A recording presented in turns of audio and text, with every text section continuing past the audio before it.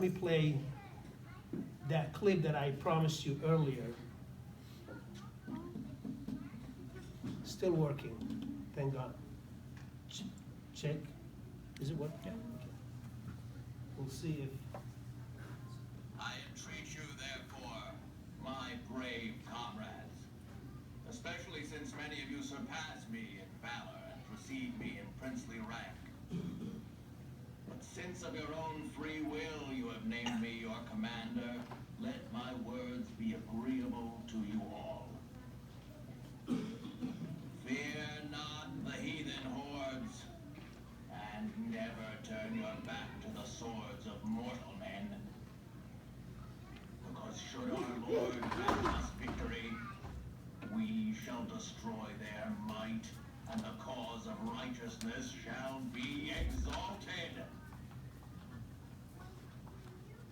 But if the time has come for us to meet a holy death on this battlefield, let us accept our fate with joyful heart, never, never mingling cowardice with valor. Ուրեմն գաղաչեմ ցեզի, ով իմ քաջ նիզակագիցներս, մանավանդ որ ցեզ մեջ շատեր քաջությամբ գքերազանցեն զիս ու հայրենական քահի պատվով ալ ինձ մեծ բարձրեն, բայց քանի որ ձեր կամքով ու բոժանությամբ առաջնորդ ու զորակլուխ կարգեցիք զիս ցեզ, թող իմ խոսքերս հեշտ ու հաճելի թվին ցեզի, մեծերուդ ու փոքրերուդ հավասարապես, երբեք չվախնակ կենդանոցներու բազմութենեն, և մահկանացու մարդուն սուրին թիգունք չդարձնեք, վասնզի եթե Աստված հաղթություն տա մեզի, կչախչախենք անոնց զորությունը, որ դժմարտության կողմը վեր բարձրանա։ Իսկ եթե հասած է ժամանակը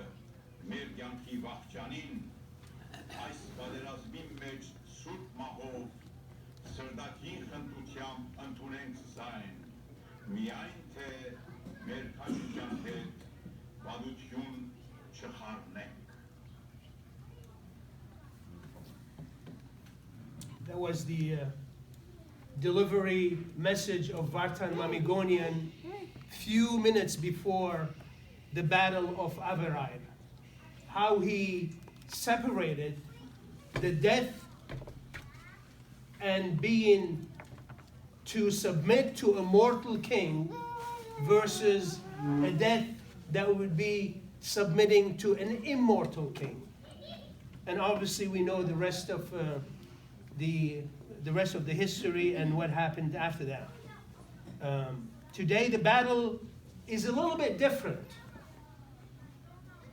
And the enemy is slipping unnoticed under our skin through unfiltered noises and distractions, even in our own homes, without invitation.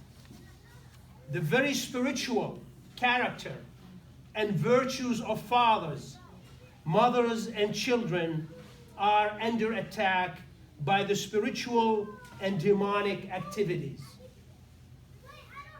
Why? Very simple. The reason is because the devil hates the Father. He hates the Father's image, and he hates us because we are created on his image, the image of our Father in heaven. Now, for those who do not believe in the devil, or for some reason they think the devil does not exist, or he's not a real person, perhaps they should refer back to this old book that's sitting on the shelf and collecting dust, called the Bible. Or you are welcome to make an appointment with Derhai. Sorry, Derhai. I'm volunteering now, people. It's contagious. But it's Jesus speaks about that specifically in the 4 Gospels. Jesus himself, who was tempted by Satan, also rebuked and expelled evil several times. I want to say something that also it's Armenian, it's cultural. When somebody is not making the right decisions or he's bogged down by anxieties, stress, sometimes in Armenian they say, Kina kuluchut gartatsur. Meaning like maybe it's time to go to church and have the priest pray over your head with your gospel. I think that's still valid today and is welcomed. But if you're coming on a regular basis and receiving the sacrament, this is not for you. We have a challenge in our society today where we are bogged down by the depressions, anxiety, sins, desperation, and severe doubts. It's okay to doubt when it's on a positive aspect of acquiring more information. I face that on a daily basis in the prison.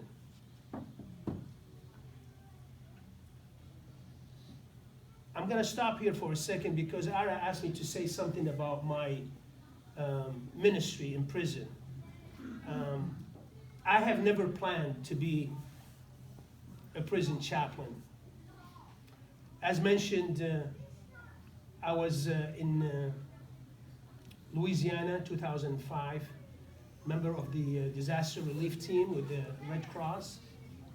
And I have seen the most miserable conditions that a human can face. But at the same time, I did not know at that time, but at the same time, after coming back and reflecting, I felt that Christ was present in those situations. And that's what led me to, I was giving a lecture like this about my experience in Louisiana, and somebody got up and said, Michael, have you taken any philosophy or theology courses? Like any Armenian would answer, no. He said, are you interested? I said, no, I wouldn't be interested. I'm thinking like, well, I don't want to go back to school. The gospel, I read the Bible. That's enough. That's theology. Philosophy, I had my consulting firm. I had my own philosophy in life. But at the airport in Louisiana, before coming back to Boston, I promised myself to change my life. But as an engineer, I'm always analyzing. I'm saying, like, how are you going to change your life? If you're going to change your life, you have to change how you think. But how do you change how you think? That's also like a difficult thing to do. But when that person asked me and I said no, he walked away, and I remembered that phrase, if you want to change your life, you have to change how you think. So I chased him to the parking lot. I said, can I change my mind? He said, sure. And a week later, he invited me to, he asked somebody to invite me actually to a Bible course at Boston College. I attended that course, and it recalled all my experiences in Louisiana to be a human experience. They call it like a Christology, basically like the experience of Christ with the human conditions. And I liked the class, to be honest with you. And the director said, Michael, if you like the class on Wednesday, on Monday, you would like the class on Wednesday. And I said, what's the difference? He says, well, this is the diaconate program. I said, what's diaconate? He says, this is, for people to become deacons. I said, people who want to become deacons have to go to school? He says, yeah, 4 years. I said, in the Armenian church, you only have to have a good voice and you become a deacon. But anyways, I stuck to the program, and I became a deacon, and basically that's a little bit about my conversion. So what I do in the prison, also like the position in prison came to me. I never applied personally. Somebody referred me. So what I do in prison, in a nutshell, basically, like Ara said, I give spiritual directions. That's most of my time, like 70% of my time, one-on-one with people who really want to change their lives. I do spend a lot of my time conducting communion services, which is like the Mass, but without the consecration part. So inmates have the opportunity to sit and experience the liturgy of the Word and then the liturgy of the Eucharist. In addition to that, I do a lot of counseling in the sense that sometimes they lose some loved ones while they're in prison, father, mother, brothers, even children sometimes. But now most of my time is becoming dedicated to the correction officers who are really facing difficult times while they are in jail. It affects the highest professional disasters that you can think about is basically with correction officers. They have the highest suicide, they have the highest alcohol, drugs addiction, they have the highest divorce, they have the highest depression and conditions. And about 50 to 60% of them, they die a year after they retire. This is how stressful the job is. So I find myself, in fact, I just buried my colleague last week.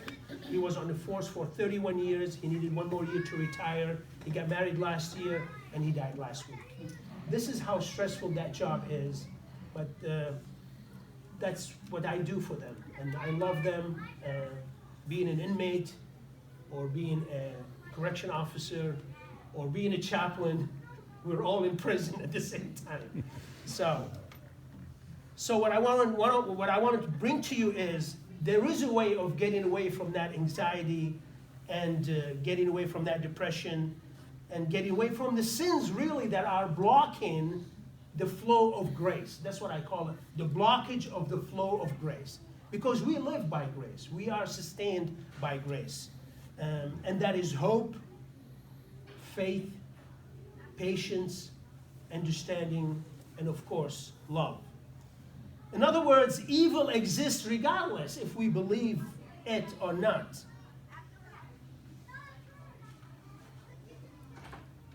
In the prison, the reality of evil becomes more pronounced. You see it all the time. But at the same time, let me assure you that the prayers also in the prison surpasses the prayers in the church. Because God responds to the people who cry for his intercession is very evident. I baptize, part of my job also as a deacon in the Catholic Church, there are certain sacraments that you can perform. You can baptize, you can administer the communion. I have baptized several inmates. I married several correction officers. There are certain things that I can do, like funerals. I did last week, I did a funeral of a nephew of a correction officer who died as a shootout at the age of 19. I guess what I'm trying to tell you is evil is real. And we kind of experience it personally sometimes when we try to choose between good and bad. That's a very crazy position to be in, to try to choose between good and bad. See, when you try to choose between good and bad, you always can make a mistake. And sometimes you play games with yourself. You say, well, this is not very good, but it's not bad. And that's where mistakes happen. It's a pitfall between good and bad. But because we are the children of the resurrection,